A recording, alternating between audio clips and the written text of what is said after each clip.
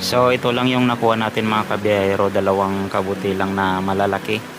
Tapos kumuha na rin tayo ng talong. Anong luto kayang gagawin natin dito mga kabiyahero? Tara, lutuin na natin. Alright, quality. Ipapaksiw na lang natin mga kabiyahero. So may talong tayo. Tapos saluyot.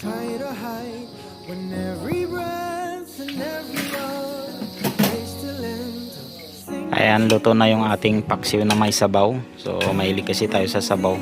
Isabaw lang natin sa kanin, solved na.